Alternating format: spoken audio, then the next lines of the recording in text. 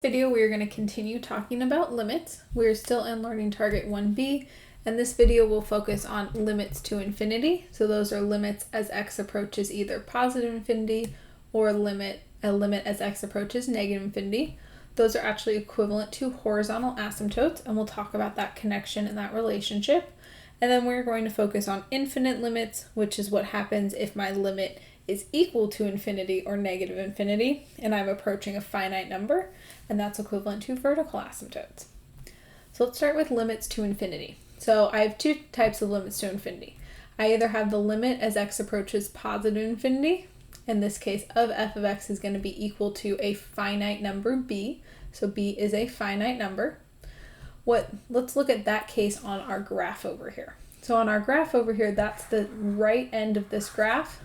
So as x approaches infinity and this keeps going, this graph is approaching this y value of b, which is creating a horizontal asymptote at y equals b then. On the flip side, I could have the limit as x approaches negative infinity, so that would be our left side of our graph. So as x approaches negative infinity, this is still approaching that horizontal asymptote at y equals b. One thing to note is that they don't have to approach the same horizontal asymptote. We could actually have more than one on a graph. So the limit as x approaches positive infinity might go to 5, and the limit as x approaches negative infinity might go to 100 per se. And we could end up with two horizontal asymptotes on here. This statement, then, if they flip the question and they were to ask you find all the horizontal asymptotes, we would have to think through finding both the limit as x approaches positive infinity and finding the limit as x approaches negative infinity. In this video, what we're going to focus on is how do I take those limits and then relate them back to what horizontal asymptotes they are producing then. If we're thinking about this in terms of an algebra 2 scenario, this is actually our end behavior on our graph. So when I'm looking at what's happening as x approaches positive infinity or negative infinity, that's what we call the end behavior on your graph in an Algebra 2 or pre-calculus course. And how we compute it is actually the same kind of idea that we had back then. It has to do with comparing the degree of the numerator and comparing the degree of the denominator. And what we are looking at is to see which function is dominating. Is the top part of this fraction taking over, or is the bottom part of this fraction taking over? And that really gives us an insight to see where this limit will end up going to. So we have three cases. The first case is that the degree of the top is going to be bigger than the degree of the bottom. So as we're taking a limit as x approaches infinity or negative infinity, if the degree of the top is larger, then that top function is dominating, and this fraction then on top keeps getting bigger and bigger and bigger, and the number on the bottom can't keep up. It's getting bigger, but it's not getting bigger fast enough. So the degree of the top is taking over, and that whole fraction then is getting larger and larger and larger. And in that case, I have two options. I'm either going off to positive infinity, or maybe that fraction's actually getting smaller and smaller, but in a negative direction, and I could be going to negative infinity. In this case, since I needed that limit to approach a finite number to have a horizontal asymptote, in this case, if that limit is going to either positive infinity or negative infinity, then I actually have no horizontal asymptote in this first case. Our second case happens when the degree of the top is equal to the degree of the bottom. And in that case, even if I'm approaching infinity or negative infinity, both functions are increasing at the same rate. So the top's getting big just as the bottom's getting big at that same rate. And what ends up happening is that they kind of cancel each other out through that process, and we end up with just the leading coefficients then. Now, for the sake of this, I'm going to say the leading coefficient of the top, let's say, was a, and the leading coefficient of the denominator was b. So in this case, we would have a horizontal asymptote at y equals a over b then, if a and b are leading coefficients. Our third case is when the degree of the top is less than the degree of the bottom. So in this scenario, the bottom part of the fraction is dominating, and that is getting large much quicker than the top part is getting. So the top part might still be getting large, but the bottom is getting large even faster. And what ends up happening is that as you have a fraction where the denominator is getting larger and larger and larger over time, what ends up happening is that the entire fraction is getting smaller and smaller and smaller, and it's going towards 0. So in this last case, we do get a horizontal asymptote, and that would happen at y equals 0. Let's look at some examples. So example 18 says the limit as x approaches infinity of 5x cubed plus 3x squared minus x plus 2 all over 4x cubed minus 10x plus 1. Why don't you guys decide what the degree of the top is, and the degree of the bottom is on your own first, and then we'll check that together. Okay. So when I'm looking at my degree, the degree is coming from the highest power in a polynomial. So my degree on the top part of this fraction is going to be 3, and the degree in the denominator is also 3. So in this case, the degree of the top is equal to the degree of the bottom. So each of these are increasing at the same rate. So what ends up happening is that I'm left with the leading coefficients, which the leading coefficient in the numerator is 5, and the leading coefficient in the denominator is 4. So I'm left with 5 over 4 then. And by thinking through this limit, I'm taking the limit at the same time, so there is no limit notation in front of this. What this is also telling me then is that I have a horizontal asymptote at y equals 5 over 4. Let's look at example 19. Why don't you guys pause the video and decide on what the degree of the top is and what the degree of the bottom is on your own first, and then we'll check that together. So our degree, remember, is our highest power. So the degree in our numerator is 2, and the degree in our denominator is 3. So the degree of the top is 2, the degree of the bottom is 3. In this case, the degree of the bottom is a larger number. So as this limit, as x approaches infinity, both of them are increasing and they're getting larger, but the denominator is getting larger much faster since that degree is bigger. So this overall fraction then is getting smaller and smaller and is approaching 0. So in this case then we have a horizontal asymptote at y equals 0. Let's look at example 20. So in example 20, again, I want you guys to pause the video and decide on what the degree of the top is and the degree of the denominator is on your own first. So our degree of our numerator here is 3. The degree of our denominator is 2. So in this case, the degree of the numerator is a larger value. So as x is approaching infinity, the numerator is taking over, and this fraction is either approaching, or this limit, is either approaching positive infinity or negative infinity.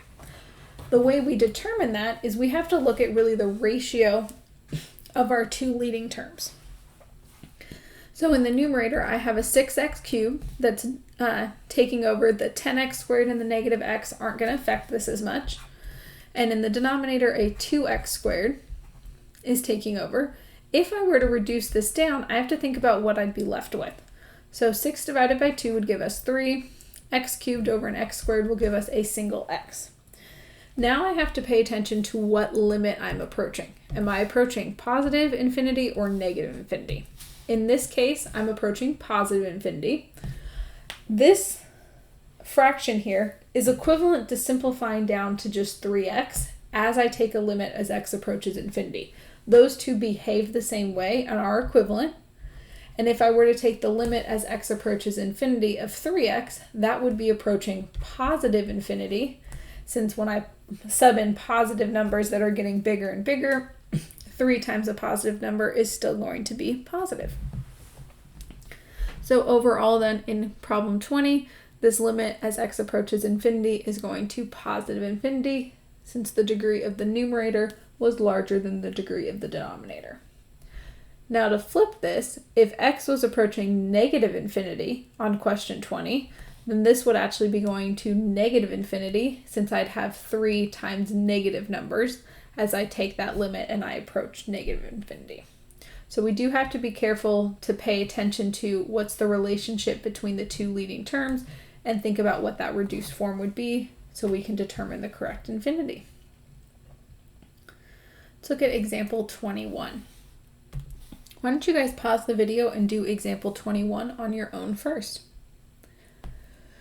So example 21 says the limit as x approaches infinity of x to the 9th minus 2x to the 4th plus 9x over negative 4x to the 7th plus 8x to the 4th plus 1.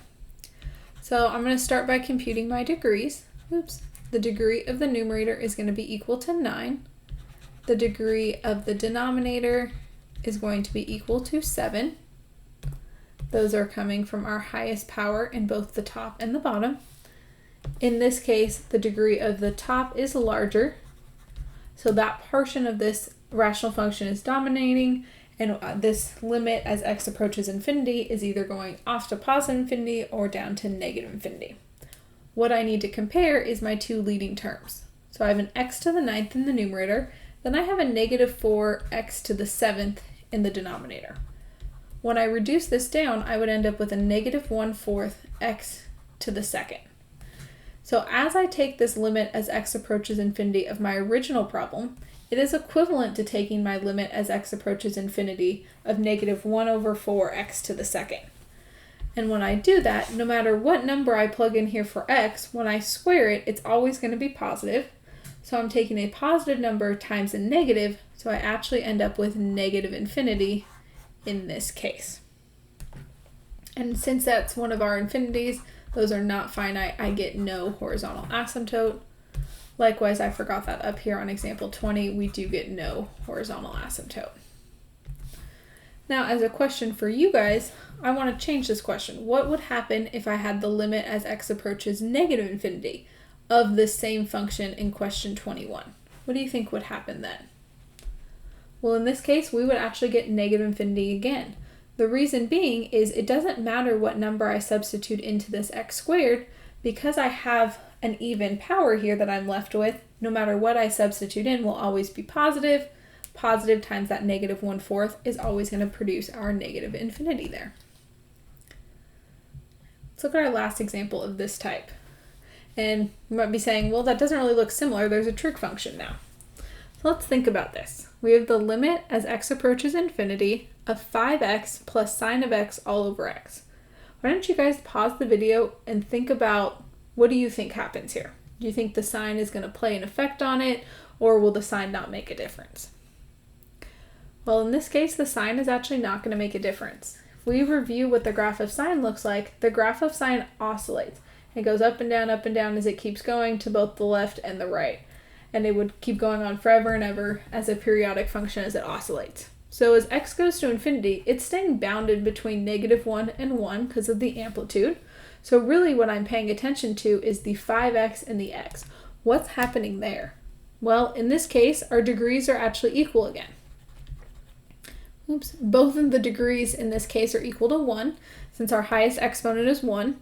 When the degrees are equal, we know that we're looking at the leading coefficients. My leading coefficients here are 5 over, technically, our invisible 1 that we have. So this limit is going to 5 over 1, which would be equal to 5. And in this case, then, we have a horizontal asymptote at y equals 5. So as we're going these limits to infinity, we're looking at the limit as x approaches either positive infinity or negative infinity. If we get a finite number out, that is producing a horizontal asymptote for us. And the way we want to think about these is going through and think about, well, which part of the function is dominating? Is the numerator or is the denominator as we go through these? Let's look at our second type. These are infinite limits, which are going to be equal to vertical asymptotes. So infinite limits is when my limit is equal, let me use a highlighter instead. It's going to be when my limit is equal to either positive infinity or negative infinity.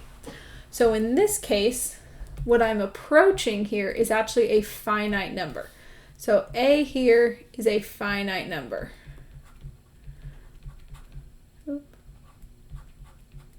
So if I take the limit as x approaches a from either the right side of f of x and I get either plus or minus infinity, Or if I take the limit as x approaches a from the left side of f of x and I get either plus or minus infinity, then that's telling me that x equals a is going to be a vertical asymptote. And let's look at this from a graph perspective so we can see. So in this first case, we have the limit as x approaches a from the right-hand side. So as I approach in from the right-hand side, I'm looking at this portion of the graph. So this graph is going down, but it's approaching this what appears to be a vertical asymptote and what is a vertical asymptote at x equals a. And so since this limit is actually going down to negative infinity in this case, I get that vertical asymptote then at x equals a. Let's get another color here. If I look at the second case then, as x approaches a from the left-hand side, this happens to be the top part of this graph. In this case, as I'm approaching positive infinity, and again, that's producing a vertical asymptote then at x equals a. And I don't need both the left and the right side to hold that vertical asymptote. I just need one of them. So notice that our statement technically does have an or in it. So as long as either the left or the right side is approaching one of the, if the limit as x approaches a from either the left or the right side of f of x is equal to either positive infinity or negative infinity, then we will get that vertical asymptote then at x equals a. And I didn't say it earlier, but it is really important to make sure you have that either x equals for the vertical asymptotes or y equals for the horizontal asymptotes. So if I look back at example 22 up here, I wouldn't say I have a horizontal asymptote at 5. I want to make sure I say I have a horizontal asymptote at y equals 5. So that y equals is extremely important because that actually makes it a horizontal line. Likewise, for vertical asymptotes, I want to make sure I have that x equals for that number. Now these limits are a little bit different.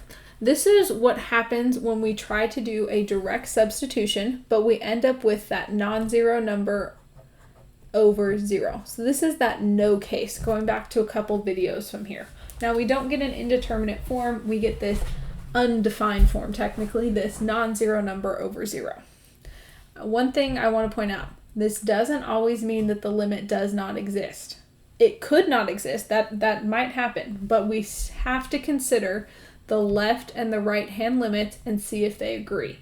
So this section of infinite limits really goes back to the definition of what a limit is. To have a limit exist, the limit from the left has to equal the limit from the right. And as we're approaching these, it's harder to identify these problems because when I look at like example 23 here, I don't see any infinities right away. Versus in these examples that we did up above, all of these had an infinity in the problem. X was approaching infinity, x was approaching negative infinity. They were all in problems 18 through 22. We can see that part in the problem there. But in this section, it's a little different because it's not obvious right away. But what we want to pay attention to is we want to see if we get this no case when we try a direct substitution. So let's look at 23 and walk through this one. If I do a direct sub on 23, what ends up happening is that I get 1 over 0. Now this is not an indeterminate form since I have a non-zero number over 0. Instead, this is telling me that I'm going to end up with potentially either positive infinity, negative infinity, or does not exist. So I have 3 options here. Either positive infinity will be my answer, negative infinity, or my answer might be does not exist. These are the options that I'm going to end up with for my limit. And the reason I know that again is because I got this non-zero number over 0, or this 1 over 0 in this case. How I determine what's happening is I gotta go back to the definition. I have to take the limit as x approaches 0 from the left-hand side, and then I also have to take the limit as x approaches 0 from the right-hand side. And I have to look at both of these limits and compute both of them, and then see if they're equal to determine what my answer will be. Now, there's a couple ways to do this. You can think about what's happening numerically. So as I substitute in values that are smaller than 0 versus bigger than 0, or I'm going to do a lot of these from a graph perspective. So the graph of 1 over x looks like this. It's our basic rational function. I have a branch up in quadrant 1 and a branch down in quadrant 3. Now, if you were not sure what that graph looked like, feel free to pull out a graphing calculator and graph the function y equals 1 over x, because that is my function for this limit. And you would get a graph that looks like this. What I can see from here is I can then use my graphing skills and my limit skills to see what's happening. Well, as I approach from the left-hand side, that's this section of the graph down here, and that graph is going down to negative infinity as it keeps going closer and closer to this vertical asymptote. On the flip side, as I approach from the positive side, it's going up and up towards positive infinity. So in this case, the limit as x approaches 0 from the right-hand side of 1 over x is going to be equal to positive infinity. Well, if the limit from the left and the limit from the right do not agree, then that tells me that the limit overall as x approaches 0 of 1 over x does not exist. Oops. And the reasoning is because the limit as x approaches 0 from the left of 1 over x, make sure I have both the left and the function, does not equal the limit as x approaches 0 from the right of 1 over x then. Overall, this is my final answer right here, since I was asked to compute the limit as x approaches 0 of 1 over x. That limit does not exist, and then down below is my reasoning in case I was asked to justify. The last thing that this also tells me is that we do have a vertical asymptote at x equals 0.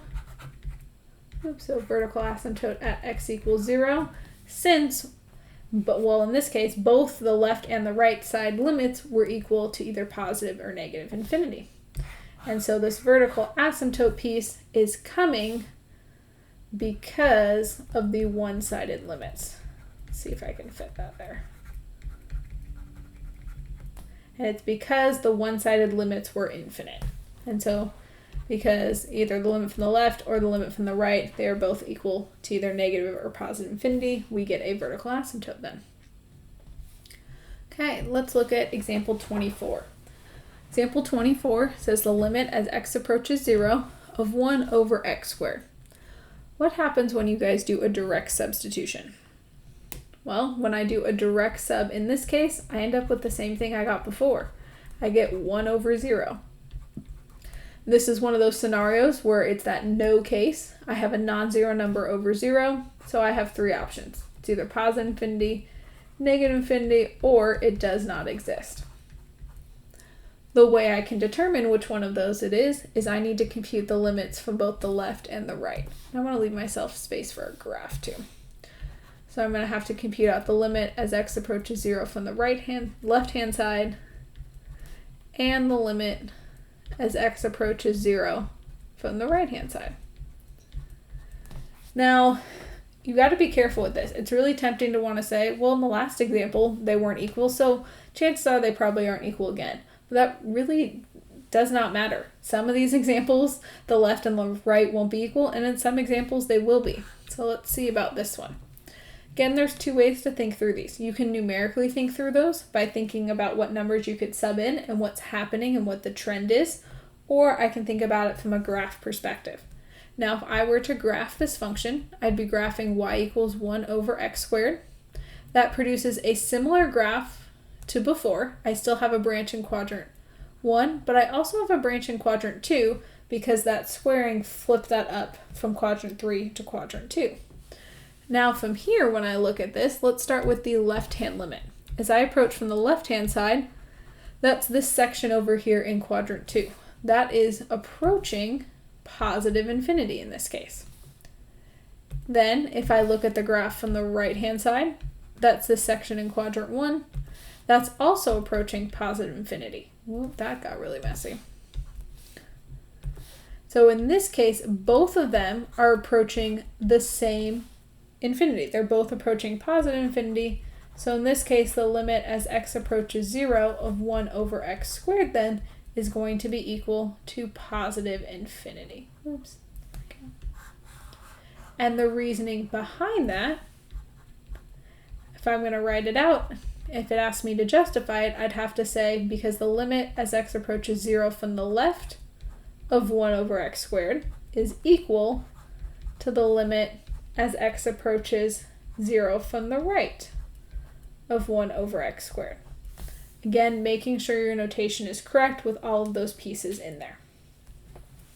What this also tells me is that yes, I do have a vertical asymptote at x equals 0, and that's because of the one-sided limits being equal to infinity. So these problems do take quite a bit more work since I have to go back to the definition of comparing both the left-sided limit and the right-sided limit and seeing if they agree. The reasoning I know to do that is because once I did a direct substitution, I ended up with this no case of a non-zero number over 0, so I had those three options of positive infinity, negative infinity, or does not exist. Hey, let's look at problem 25. So example 25 says the limit as x approaches 1 from the left, so they're only having us consider the left-hand side, of 5 over x minus 1. Why don't you guys pause the video and do problem 25 on your own first. Alright, if we think through problem 25, I'm going to try a direct sub right away because it really is the first thing I should always be trying with a limit. And when I do a direct sub, unfortunately, I get 5 over 0. So I'm in one of these cases where I'm in that no case of a non-zero number over 0. So I either am getting positive infinity, negative infinity, or does not exist. And my job is to determine which one of those it would be. Since this is a one-sided limit only, my answer can't be does not exist. The one-sided limits have to exist. It's either going to be positive infinity or negative infinity. And if this was an overall limit, then I'd have to consider both sides and maybe I could get does not exist. But since I'm just considering from the left-hand side here, let's think about what's happening. One option would be that we could graph this and see what's going on there. But let's think through this one numerically. So if I'm subbing in values that are to the left of 1, think about some numbers that are to the left side of 1.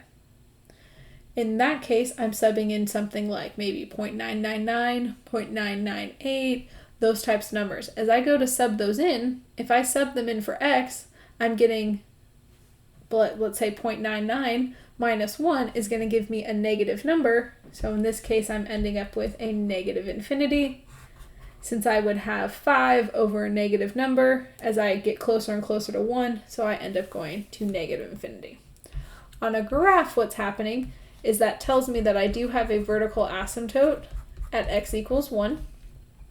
So if I were to draw this, at x equals 1, I have a vertical asymptote, and from the left-hand side, this is going down towards negative infinity. Not really sure what it's doing for the rest of it, but this section down here is going down towards negative infinity then. Okay, let's bring back some trig functions. So, example 26 says the limit as x approaches pi over 2 from the right.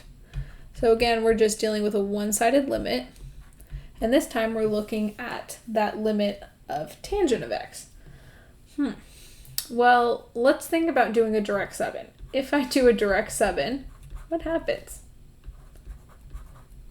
In this case, I'd get tangent of pi over 2, but what's tangent of pi over 2? Tangent of pi over 2 is actually undefined. When we look at the graph of tangent at pi over 2, there's a vertical asymptote there. And the reason that's there is technically because of calculus. So if we look at this, let's do a graph of tangent. Now if you're unsure, pull out a graphing calculator and type it in. Let's see what we get. So at pi over 2, I have a vertical asymptote. And at negative pi over 2, I do as well. The graph was this function that looked kind of like a cubic. Kind of. It's not exactly like a cubic since I have vertical asymptotes. Since tangent is a trig function, that graph is periodic, so it does continue in both directions. So I'm going to draw another cycle here as well. And I'm going to start labeling these. So this is pi over 2. This was negative pi over 2. And our next one would occur at 3 pi over 2. And I have a mirror image. Since these are periodic functions, this cycle is repeating throughout, and it's like stamping it as it keeps going. Now what we're interested in figuring out is as I approach pi over 2 from the right-hand side. So pi over 2 is this vertical asymptote. As I approach in from the right-hand side, I'm actually looking at this segment over here. So as I approach that value then, if I look at it from the graph, that graph is going down towards negative infinity. Another way to think about it would be to think about substituting in values that are bigger than pi over 2 into tangent and seeing what you get. In that case, tangent would give you negative values, and they're going to get larger and larger as you get closer and closer to pi over 2, or, well, more negative as you get closer and closer to pi over 2, so they're going down to negative infinity then. Okay. Let's look at our last example here.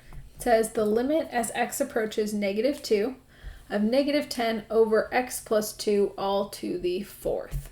Why don't you guys pause the video and try example 27 on your own first. Okay, let's check example 27. First thing I'm going to do is I'm going to try to direct sub this, because if I can, then it's going to make my life really easy. So if I do a direct sub in here, I get negative 10 on top over, in the denominator, I get negative 2 plus 2, which gives me 0, and then 0 to the fourth power is unfortunately giving me 0. Now this is asking me for the overall limit, so I have three options. They're either going to agree, and I'll get either positive infinity or negative infinity, or I'm going to get that the answer does not exist if the limit from the left doesn't equal the limit from the right. Now let's go ahead and compute both of those. So if I compute the limit from the left, let's start by writing, both of these problems out all the way. Again, I'm making sure that I'm using proper notation. So yes, I know it's a lot to write it out each time, but the problem doesn't make sense unless the notation is there to emphasize what the question is asking. So for this first one, let's compute the limit as x approaches negative 2 from the left-hand side of our function. So I'm going to think about this as plugging in numbers that are smaller than negative 2. As I substitute in things that are smaller than negative 2, what's happening is that I still have a negative 10 on top. That's never going to change since there's no x up here. But in the denominator, as I'm subbing in things that are smaller than negative 2, I'm ending up with a number inside, but then I'm raising it to the fourth power. So it actually doesn't matter what number I end up inside, since anything to the fourth power is going to produce a positive number. Right now what I'm using is really bad notation, and I'm going to erase it in a second, but I just want to talk through what my thought process is. And on top, I still always have that negative 10. In the denominator, technically no matter what I sub in for x, I'm raising that all to the fourth power, which is going to make it a positive number.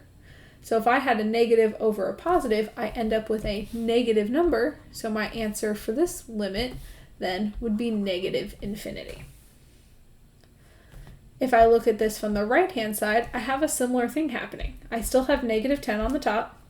In the denominator, as I'm subbing in values that are bigger than negative 2 now, that doesn't really matter because I'm still raising it to the fourth power, and anything to the fourth power is going to come out positive, so I end up with a negative over a positive. So again, overall, I end up with a negative infinity then. And the reason I know they're going to infinity is because I had this non-zero number over 0 case. So there's no way I can get a finite number out since I'm getting this undefined form if I try to direct substitution. Now that I've computed the left and the right separately, what that's telling me is two things. First off, I have a vertical asymptote then, because, well, in this case, both of the one-sided limits were equal to negative infinity, so I have a vertical asymptote at x equals negative 2 then. And that negative 2 is coming from the number that x is approaching in the limit. It also tells me that since they are equal, that the limit as x approaches negative 2 of negative 10 over x plus 2 to the fourth, that has to be equal to negative infinity since both limits are equal. So since the limit as x approaches negative 2 from the left-hand side of this whole mess, making sure I'm writing it out all correctly, is equal to the limit as x approaches negative 2 from the right-hand side of this whole mess. Oops. And since those are equal, then the overall limit is equal to negative infinity as well then. So in this video, we talked about two different types of limits. The first type of limit was limits to infinity, where the x itself is approaching either positive or negative infinity. That gives us our horizontal asymptotes. In the second part of this video, we talked about infinite limits, which happen when I get this non-zero number over zero case if I try a direct substitution. When I do that, if it's an overall limit, I have to compute the left and the right separately and see if they agree. If they agree, then the overall limit is equal to that. And if either of the two limits are equal to negative or positive infinity, then I am getting a vertical asymptote at that value that x is approaching.